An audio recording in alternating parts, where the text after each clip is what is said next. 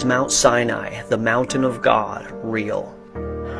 Why hasn't mainstream archaeology taken Mount Sinai seriously? Because for 1500 years we've been looking at the wrong place. St. Catherine's Monastery, the alleged Mount Sinai site, has no archaeologic evidence to support it. But just 300 kilometers to the east is Jabal el-Lawz, which is potentially the real Mount Sinai. Not only does this mountain appear to have been burned by some kind of heat that melts rocks, it is surrounded by geologic and archaeologic evidence that supports the biblical narrative of the Exodus. Following the path out of Egypt that Moses and the Jewish people could have taken, the Exodus trail begins at the Gulf of Aqaba, where the Israelites were stuck between a rock and a hard place. Technically, rocks in a wet place. On one side, a mountain with the only entry blocked off by the Pharaoh's army, and the other side, the Red Sea. Imaging of the sea floor at the crossing point shows a traversable and gradual decline into the sea. Not a land bridge, but also not a cliff that they couldn't navigate. And in antiquity, this site was known to be the crossing point. The Jewish king Solomon erected markers on both sides of the sea at this crossing point. One of them still exists to this day. After the Red Sea, the Jewish people camped at the Palms of Elim.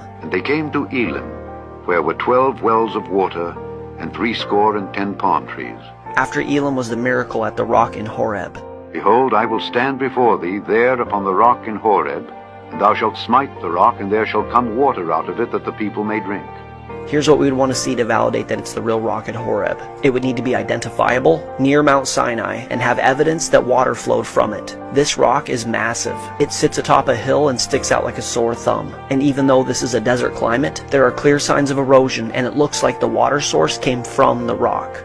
Next stop, the altar to the golden calf. Imagine this. They had just seen God split the Red Sea and then split the rock at Horeb. Now they're watching Moses on Mount Sinai that's on fire. And what do they do to celebrate? They build an altar to a golden calf and party. At the base of Mount Sinai is an altar made of rock, and it appears to have been erected as an altar to the golden calf. There's even what appears to be Egyptian hieroglyphics of a calf inscribed on the rocks that make up the altar. And now we get to the actual mountain itself. From the base of the mountain you can see the charred rock at the peak of the mountain, and upon closer inspection, the rocks appear to be melted. What would cause rocks on the top of a mountain to melt? Is it possible that it was the presence of God that did this to these rocks? Can you imagine?